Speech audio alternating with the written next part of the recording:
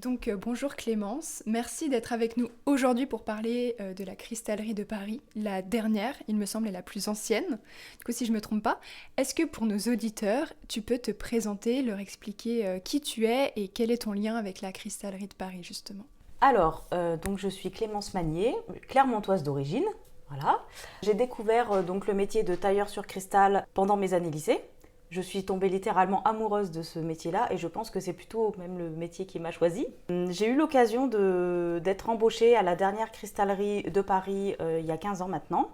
En 2013, j'ai acheté des parts dans la société et en 2020, je suis devenue gérante de la dernière cristallerie de Paris à réparer et restaurer. Ok, bon, c'est un beau programme. On va en parler un peu plus. On a l'habitude de demander à nos invités qu'est-ce que c'est que le patrimoine pour toi Mhm. et plus précisément, comment tu définirais le patrimoine de savoir-faire. Ok.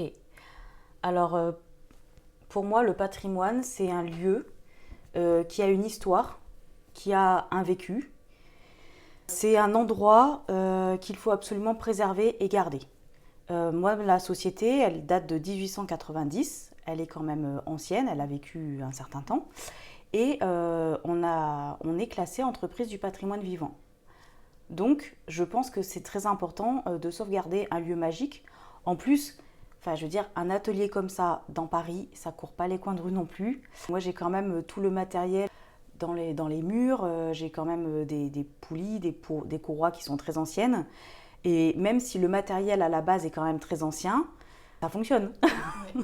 Donc c'est un Ça lieu qui a fonctionne. vraiment été créé pour la cristallerie au départ. Tu peux nous en parler, nous Alors, la présenter un petit peu cette cristallerie pour qu'on donc se en fait, projette? au niveau de l'histoire de la cristallerie au départ n'était pas une cristallerie. En fait, c'était une gobletterie qui appartenait à monsieur Pierre Nicolas. Voilà, donc monsieur Pierre Nicolas avait ce local où il vendait justement des objets en verre, du verre tout bête. Sa fille Janine a épousé Albert Schweitzer, tailleur de cristal. Quand ils se sont mariés, monsieur Nicolas a cédé le local à son gendre qui lui en a fait une cristallerie où à l'époque il créait ses propres décors. Il se faisait livrer les pièces par bateau le long du canal Saint-Martin, pièces en cristal de Lorraine, qui est la même qualité que Baccarat. Voilà. Donc lui, il créait ses décors. Avec ses compagnons d'atelier, ils étaient tailleurs de cristal. Et en fait, dans les années 60, il s'est rendu compte que les gens n'achetaient plus de cristal. Et il s'est dit, je vais démarcher le 16e arrondissement de Paris pour dire qu'ici, on répare et on restaure. Et c'est comme ça qu'on est devenus les spécialistes de la réparation et de la restauration. Donc ça, c'était l'histoire du lieu. Mhm. Depuis quand tu es arrivé dans cet endroit? Quel est ton lien avec cet endroit? Est-ce que d'un point de vue humain, tu kiffes être là-bas? Ouais. En fait, donc moi je suis arrivée en novembre 2009. J'avais fait une période d'essai, un CDD de 3 mois la même année. En fait, c'est un lieu magique. On arrive là-bas. Déjà, c'est hors du temps. C'est hors du temps parce que on pousse les portes de l'atelier et là, on voit toutes ces grosses machines au plafond qui fonctionnent. On se sert de ça en fait pour faire le travail de tailleur ou de réparateur. Déjà, on se dit, mais ici, c'est des dinosaures en fait. Mais c'est ça. Mais les gens qui viennent me le disent, ils me disent, oh là là, vous êtes des dinosaures. Ben, je dis oui, peut-être, mais les machines, elles fonctionnent. Donc moi, je suis un dinosaure 2.0. J'adore. Ça, c'est très bien dit, ça. Ok. Quand tu as découvert ce lieu, tu t'es dit c'est ici que je veux travailler ou ça s'est fait par la force des choses? Comment c'est venu ton attache? Aujourd'hui, est-ce que tu te vois travailler dans une autre cristallerie ou dans un Ah autre lieu? non, ah non. Alors, honnêtement, moi, je ne me vois pas travailler dans un autre endroit pour la simple et bonne raison que dans la mesure où je suis vraiment très passionnée. Je suis vraiment très passionnée, je suis vraiment très amoureuse de ce que je fais. Moi, j'ai mis du temps dans cette cristallerie pour l'aider à la développer. Je veux dire, j'ai quand même investi de l'argent pour pouvoir acheter des parts dans cette boutique. Là, je me bats à l'heure actuelle pour qu'elle fonctionne. Donc non, moi, il est hors de question que j'aille travailler ailleurs. En fait, cet endroit, ce lieu, cette cristallerie, c'est mon bébé. Et il est hors de question que j'abandonne, en fait. Oui, du coup, est-ce que tu peux nous parler un petit peu de la situation? Parce que nous, on s'est connus, on t'a repéré avec des vidéos sur les réseaux sociaux où c'était un appel à l'aide pour sauver cette cristallerie, pour sauver aussi ce savoir-faire. Est-ce que tu peux nous parler de cette histoire-là et de pourquoi c'est important de conserver cette cristallerie et ce savoir-faire? Alors, pendant la période Covid, c'était très compliqué. comme beaucoup de sociétés. Certaines ont été aidées plus que d'autres. En fait, en période Covid, j'ai pas eu le droit de recevoir des clients puisque visiblement j'étais non essentielle. Voilà. Et en fait, de ce fait-là, à l'époque, pendant la période Covid, ma collègue et moi ne prenions pas de paiement ni d'acompte à l'avance. En fait, on a toujours fonctionné comme ça. On prenait le travail, on faisait le travail et les clients nous payaient une fois que le travail était fini. Le Covid arrivant, les gens ne sont pas venus. Donc du coup, moi j'ai eu beaucoup de pièces qui sont restées en stand-by, pas payées. Donc au niveau des comptes, ça s'est beaucoup ressenti. Et même si on a essayé de mettre en place des solutions, elles étaient peut-être pas top à ce moment-là, ou peut-être pas assez efficaces. Et moi j'ai encore des pièces de la période Covid qui me sont restées sur les bras. Donc là, oui, j'ai des gens... Et puis les gens, en fait, ils ont pris l'habitude maintenant de plus se déplacer. Il y a beaucoup de personnes qui font du télétravail. Donc moi, il y a des gens qui me disent « Bah oui, mais vous ne vous rendez pas compte, vous êtes loin, etc. » Oui, peut-être, mais au départ, vous avez déposé l'objet. À un moment donné, moi, je ne suis pas brocante non plus. Oui, tu as travaillé sur ce projet et au final, personne ne vient le récupérer. C'est ça. Donc j'ai des choses comme ça. Donc là, moi, j'ai prévenu les gens. Là, j'attends de faire mes courriers en recommandé pour dire qu'à un moment donné, s'ils ne viennent pas récupérer, la pièce sera rebutée. Donc ça, c'est un premier point. Deuxième point, suite à cette période Covid qui a été galère, je me suis retrouvée très endettée. Très endettée. En septembre 2023, j'étais endettée à 60 000 euros. Dans les dettes, donc j'inclus mon loyer, mon cabinet comptable, mon salaire, quand même, parce que moi, je ne suis pas payée depuis longtemps. J'inclus aussi mon principal fournisseur qui me fait mes commandes alors que je ne peux pas le payer correctement. Et puis après, sans parler des autres charges. Oui, tout ça s'accumule. Donc j'ai une grosse dette. J'ai mis en place une cagnotte en ligne à la fin d'année 2023. À l'heure actuelle, j'ai vu que la cagnotte avait encore un peu plus augmenté. Donc là, je ne suis pas très loin des 39 000 euros. L'avantage de cette cagnotte, c'est que j'ai pu encaisser l'argent dès que j'avais des sous dessus, en fait, sans avoir de frais. Elle est toujours en ligne. Elle est toujours en ligne, elle est toujours disponible. On la mettra en dessous en description pour pouvoir aider Clémence. C'est gentil. Merci. Là, en fait, j'ai pu payer mes 2 ans de retard de loyer de cabinet comptable grâce à la cagnotte, grâce à tout ce que j'ai fait, parce que j'ai voulu faire parler de moi aussi. Donc, j'ai contacté TF1, Le Parisien, et après, à partir de là, c'est les journalistes qui m'ont contacté d'eux-mêmes, que je remercie. Vous aussi, merci. Donc là, si vous voulez, je suis encore endettée, 25 000 euros à l'heure actuelle, parce que forcément, les dettes du début d'année, ça accumule un petit peu aussi. Voilà. Mais je me bats pour sauver la société. Moi, à l'heure actuelle, j'essaie de travailler 2 samedis par mois à la boutique et je dors sur place au moins 2 nuits par semaine pour avancer le travail au plus tard possible. Voilà. Okay. À titre d'exemple, il y a 2 jours, j'avais une commande monstrueuse à finir pour un collègue verrier. J'ai travaillé jusqu'à 5 h du matin. Ouais, c'est un vrai investissement humain aussi. Voilà. Donc moi, je me bats pour cette société parce que je l'aime en fait. Parce que j'aime ce que je fais. Et parce que j'aime mes clients. Et mes clients me disent, mais il faut pas que vous mouriez, il faut que vous restiez là. J'ai dit oui, je me bats pour ça. Et justement, au niveau des clients, quel type de clientèle vient à la cristallerie Parce que moi, demain, je peux venir à la cristallerie pour faire réparer quelque chose. Qu'est-ce que je fais réparer ? En fait, moi, je reçois tout le monde. Enfin, moi, je reçois chaque personne qui a besoin d'utiliser mes services. J'ai des gens qui viennent avec des pièces qui n'ont pas de valeur financière, mais qui ont une grosse valeur sentimentale pour eux.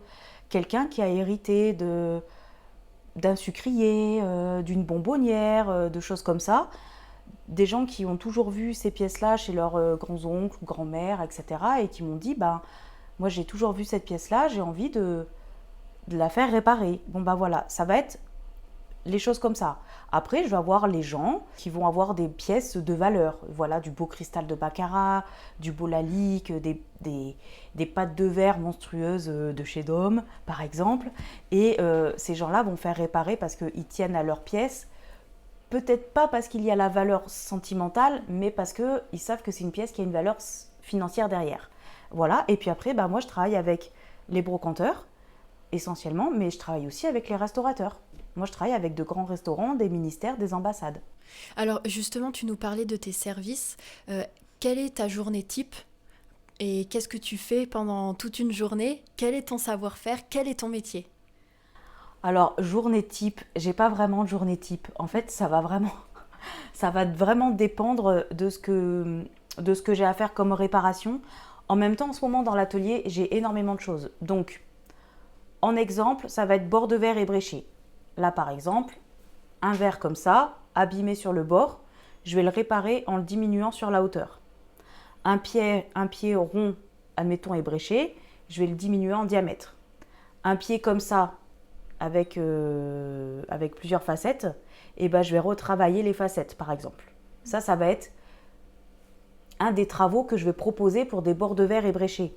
Mais des verres cassés en deux, des vases cassés en deux, des saladiers cassés en plusieurs morceaux, des sculptures aussi abîmées, par exemple, je vais les recoller aux UV. Et moi, j'ai trouvé ça super chouette quand tu as présenté le verre. On a entendu la sonorité du verre. Est-ce que tu peux le faire sonner au micro ou pas Ah, bah, s'il sonne, je peux le faire J'ai sonner. entendu un peu Voilà. Alors, pour l'information, ce n'est pas un vrai cristal. Ok. Voilà. Mais du coup, ça fait la transition avec la question que je voulais te poser. Comment on reconnaît un cristal? Voilà, quels sont les différents types de verre et, voilà, et qu'est-ce qui amène au cristal et pourquoi ce bruit, justement, on dit que quand on tape sur le cristal, il sonne. Qu'est-ce qui se passe? Alors, en fait, il faut savoir qu'un cristal, au départ, c'est une base verre avec du plomb dedans. Si jamais on met 18% de plomb, on va avoir un cristallin ou un petit cristal. Voilà, donc c'est un verre c'est un cristallin, quand on va le faire sonner, on va entendre un léger bruit. Un cristal classique, on a 24% de plomb. Et chez certaines grandes maisons qui utilisent 32% de plomb, là on a un cristal supérieur. Et dans ces pièces-là, quand vous les faites teinter, il suffit de les cogner très légèrement et en fait vous entendez un bruit qui se diffuse en fait. Si vous avez une pièce en verre, que vous la cognez un petit peu pour faire sonner, vous n'entendrez rien. En fait, le bruit va être mat, renfermé. Alors qu'avec un cristal, le bruit va être, diffus, sonore, il va être même très très beau à l'oreille en fait. Oui, il y aura une sorte de vibration. Oui, c'est ça, c'est ça. D'ailleurs, sur certaines pièces en cristal, quand elles sonnent, on le sent, quand on met la main sur le verre, on le sent que la pièce elle vibre. En général, il faut éviter de faire vibrer son cristal. C'est comme ça qu'on le casse. Ah, mais moi je t'ai demandé de faire quelque chose de compliqué. Et du coup, tu nous disais que c'était pas un verre totalement en cristal, du coup. Comment il est ce verre? On va se baser sur celui-là. Alors ça c'est un petit... En fait, il a une petite sonorité parce qu'il a un petit pourcentage de plomb. Ok. Voilà, donc ça c'est un petit cristallin en fait. Donc ça a été taillé main. Enfin, bois, vas-y, prends ton temps. C'est bon. Et Attends, j'en tu montres. J'en profite pour regarder où on en est. Vas-y, n'hésite pas. À boire? Non, attends. Ah d'accord. Voilà. Vas-y, je vais bien te montrer. De toute façon, ça, ce sera que Alors, on mettra quoi.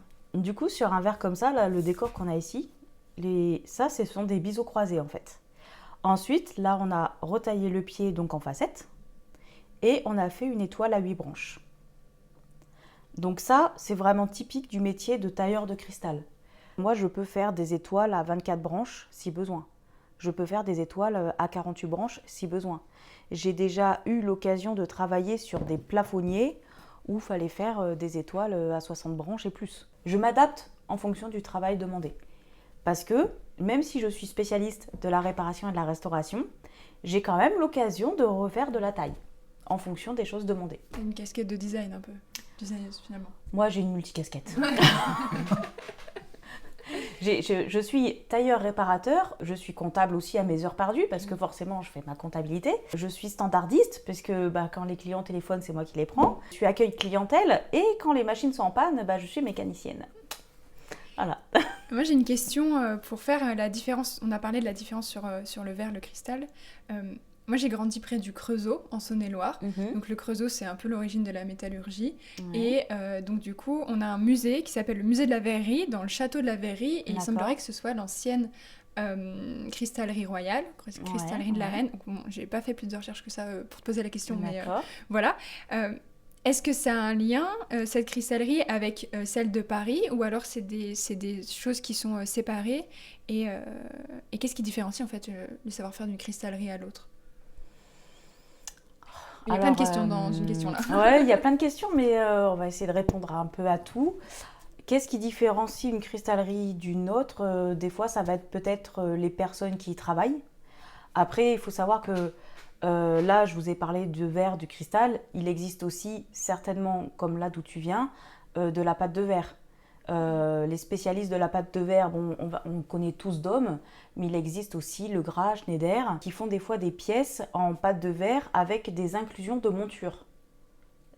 Des montures. Des fois, j'ai eu à réparer des saladiers ou des vases en pâte de verre qui étaient vraiment inclus dans une monture. C'est-à-dire que je vais avoir une monture en ferronnerie d'art, par exemple, et en fait, la pièce est soufflée dedans. Donc, c'est-à-dire que la pièce, elle prend la forme de la monture. Et des fois, j'ai des choses qui sont totalement magnifiques, qui sont réparables dans certains cas, mais pas tout le temps. Parce que moi, les pièces, je ne peux pas les enlever de la monture. Donc, en fonction de là où se trouve le bobo, bah, des fois, je ne peux rien faire. Et ça a été quoi l'objet le plus dingue que tu as eu à réparer? Ah, voilà, l'objet le plus dingue à réparer. J'ai eu des choses dingues à réparer. Alors, à réparer, vraiment, je pense que la première idée qui me vient tout de suite à l'esprit, c'est la première pièce sur laquelle j'ai travaillé avec ma collègue. On devait être deux sur cette pièce-là. C'était un énorme vase de baccarat qui était abîmé, donc il fallait le retravailler ensemble toutes les deux. Et je me rappellerai toujours parce qu'il était monstrueux, il devait faire au moins 10 kilos. C'était la première fois que je voyais une pièce comme ça, donc je l'avais vraiment pris en photo et tout. Et en fait, le jour où le livreur est venu récupérer le vase, en fait, il a mal tenu le paquet. Le livreur est parti et à un moment donné, on a entendu un gros boom. Et là, on s'est dit, le vase est mort. Et Baccarat nous a appelé en disant, ouais, le vase, il a explosé, qu'est-ce qui s'est passé, machin. Et on a dit, mais c'est pas nous. Et moi, j'avais les preuves. Et en fait, le livreur a été honnête, il a dit, non, c'est moi qui l'ai fait tomber, c'est moi qui l'ai cassé. Mais on avait travaillé 3 heures pour rien, quoi. Voilà. Donc ça fait partie d'une des réparations que je me rappellerai toute ma vie, parce que déjà, c'était la première grosse pièce et c'était relativement unique. Après, j'ai eu des créations qui ont été très étranges. J'ai eu un jeune homme qui nous a amené un miroir. Et sur le miroir, on devait graver « Je suis un pro de la masturbation ». Ah, gênant. Voilà, ok. Voilà. Donc, nous, on a fait le travail et en fait, on a appris par la suite que c'était pour un enterrement de vie de garçon. Ok, d'accord. Voilà. Mais j'ai eu des fois des choses très étonnantes. J'ai eu un monsieur qui est venu avec une photo de son chien, une carafe Baccarat, et on devait graver la photo du chien sur la carafe pour qu'il puisse déposer la carafe sur le cimetière des chiens. Voilà. Il y a plein de demandes.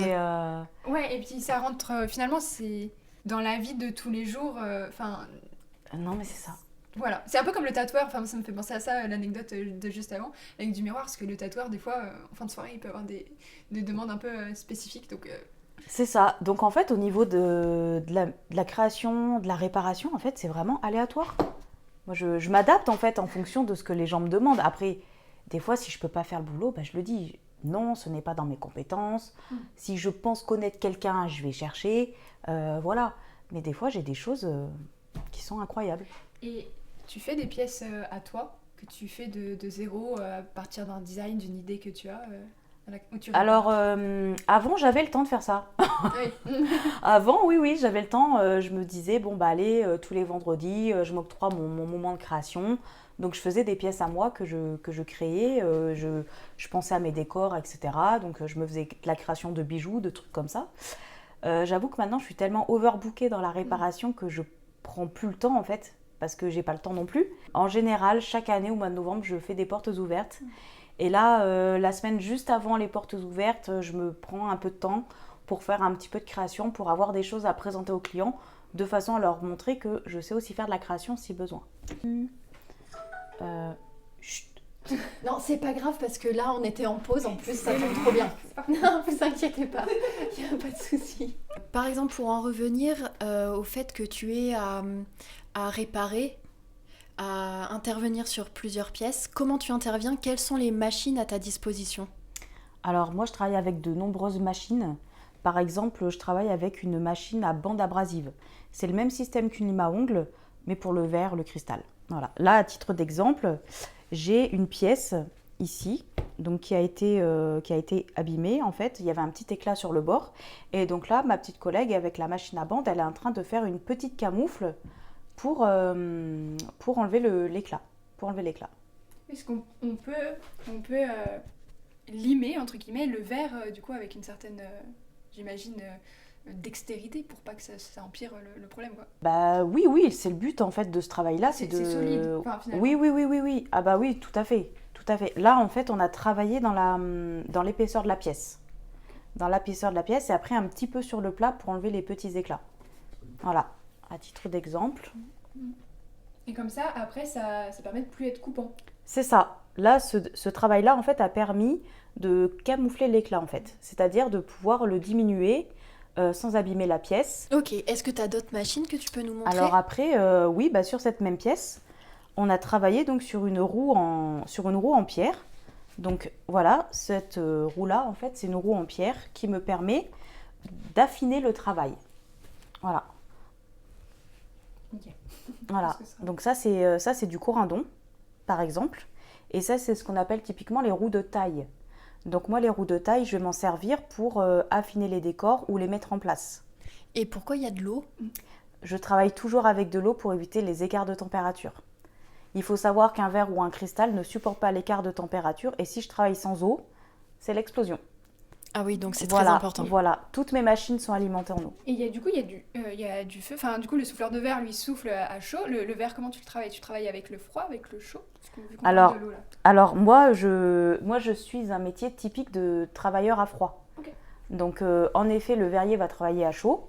Par contre, moi, quand je vais travailler sur des pièces faites par un verrier, il y a tout un processus. Ça passe dans des fours de recuisson qui sont diminués progressivement pour que les pièces soient à température ambiante, en fait. De façon à ce qu'on puisse, nous, tailleurs, travailler sur les pièces. Et le souffleur, bien souvent, utilise un matériel qui permet de voir s'il n'y a plus de tension dans la pièce. Voilà. Ok. Voilà. C'est bon pour toi pour les machines? Alors, à titre d'exemple, je peux aussi montrer une machine avec laquelle je travaille vraiment très très souvent. Cette machine-là, c'est une roue de liège pour le poste de polissage. Donc ça, c'est ce qu'on appelle typiquement la finition. Donc on va travailler, là par exemple, on voit qu'il n'y a pas d'eau sur la roue, mais l'eau, elle est dans la pâte. Donc en fait, la pâte que j'ai en dessous, c'est de la poudre de ponce mélangée à de l'eau. Donc le liège va aspirer l'eau pour refroidir et la ponce pour polir. Donc ça, c'est la finition. Voilà, ça, ce sont les principales machines que j'utilise. Après, oui, bien sûr, j'en ai d'autres. Je vais avoir une platine diamantée pour travailler les fonds des grosses pièces. Je vais avoir une roue d'ébauche pour préparer les décors ou faire les découpes. Et puis après, je vais avoir une roue de lustrage que j'utilise après le polissage pour rendre complètement transparent. Ok, merci beaucoup de nous avoir présenté tout ça. En off, tu nous as dit que tu connaissais bien l'Auvergne. Oui. Quel est ton lien et comment ça se fait que de Paris, tu passes à Clermont-Ferrand? Oui, parce que pourquoi t'es là, du coup? Alors, pourquoi je suis là? Alors, comme j'avais dit un petit peu au début, donc je suis clermontoise d'origine. Donc je suis née à Clermont-Ferrand. J'ai habité toujours dans les coins de Vic-le-Comte et alentour, dans les petits villages. Moi, je suis très fan du lac Pavin. Il y a des belles balades à faire par là-bas, sans parler des champignons, n'est-ce pas, hein? Quand j'ai découvert ce métier de tailleur de cristal, j'ai fait mes études à Yzeure, à côté de Moulins-sur-Allier. Donc, j'ai toujours pris la ligne de train Paris-Clermont.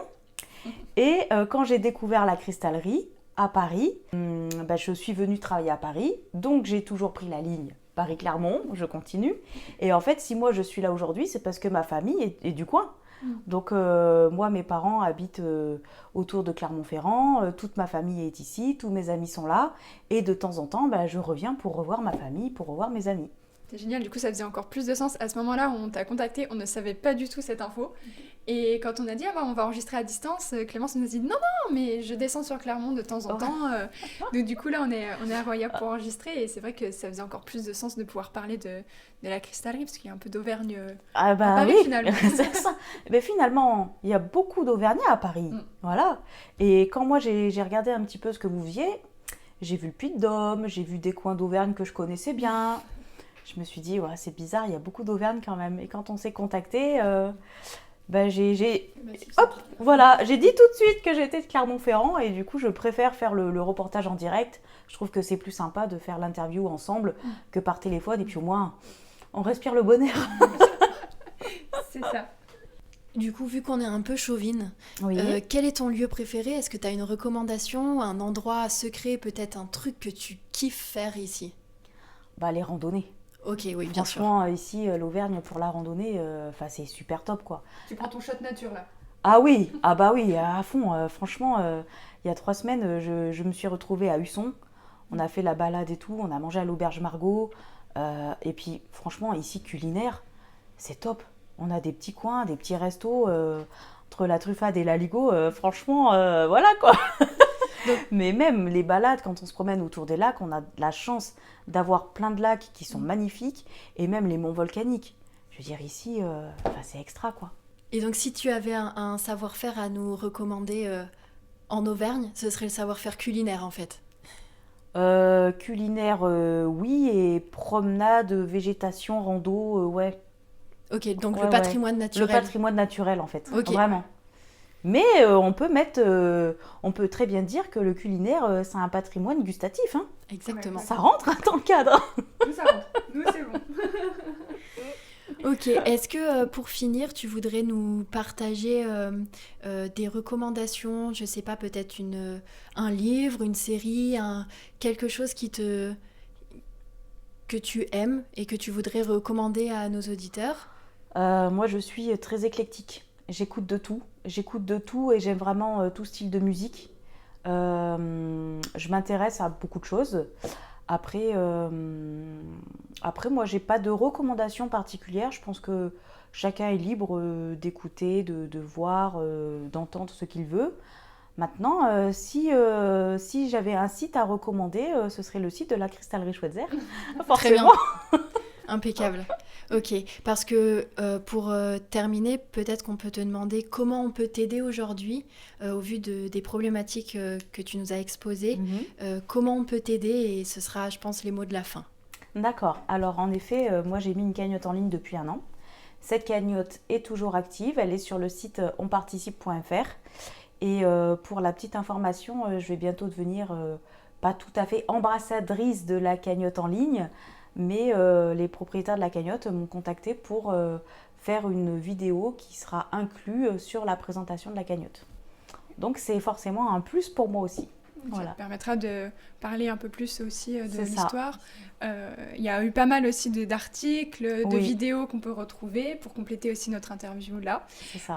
Sur la question du savoir-faire, du coup, justement, de la cristallerie, tu aurais des recommandations pour les personnes qui voudraient s'intéresser un peu plus à ce sujet en termes du coup, voilà, de lecture, de lieux à visiter, de personnes à rencontrer, Alors, ou même de venir te voir toi, hein, tout simplement. ah oui, ils peuvent venir me voir, c'est avec grand plaisir. Non, en fait, déjà, si les personnes cassent des objets, surtout qu'elles ne les recollent pas elles-mêmes. Parce que bien souvent, c'est plus embêtant pour moi de retirer les vieilles colles pour faire un travail correct, par exemple. Après, si vous avez des vases, surtout changez l'eau des fleurs tous les jours. Ça évite le côté calcaire. Si vous avez des beaux verres en cristal et que vous avez peur de les casser, mais sortez-les en fait. Parce que le cristal, c'est comme les pierres précieuses, ça a besoin de vivre, ça a besoin de prendre la lumière, ça a besoin de prendre l'air en fait. Il faut se servir de ces belles pièces. C'est important en fait. Et puis, si vous avez envie de visiter des belles choses, alors certes, mon atelier est dinosaure, mais il est très beau. En revanche, c'est vrai que dans l'est de la France, vous pouvez visiter le musée de Saint-Louis, le musée de la Lique, le musée de Baccarat. C'est vraiment des très très beaux musées. Voilà. Bah, génial, je trouve que ça finit bien, la boucle est bouclée, avec des petites recommandations découvertes. C'est vrai qu'on aime bien finir aussi sur ça, des choses très pratiques. Donc merci Clémence de Avec nous avoir plaisir. raconté tout ça. Et on n'a plus qu'à venir te rencontrer à Paris, venir te soutenir sur la cagnotte. Avec grand plaisir, tout à fait. Super, merci beaucoup. Merci à vous les filles.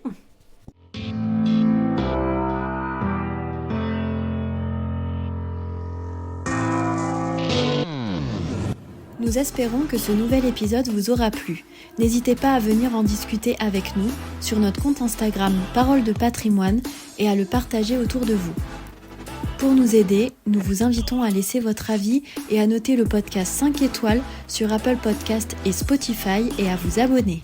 N'hésitez pas à nous solliciter si vous souhaitez que l'on aborde un sujet en particulier ou que vous souhaitez partager votre expertise. C'était Léa et Azélie, fondatrices de l'agence de communication et de médiation du patrimoine Parole de Patrimoine. Nous accompagnons les acteurs du patrimoine et de la culture dans la valorisation de leur histoire locale grâce aux nouveaux outils digitaux et à des stratégies impactantes auprès du grand public. Si le format podcast vous plaît et que vous souhaitez collaborer sur un sujet particulier, on en discute pour l'inclure dans votre stratégie de développement. Retrouvez toutes nos informations de contact en description. À très bientôt!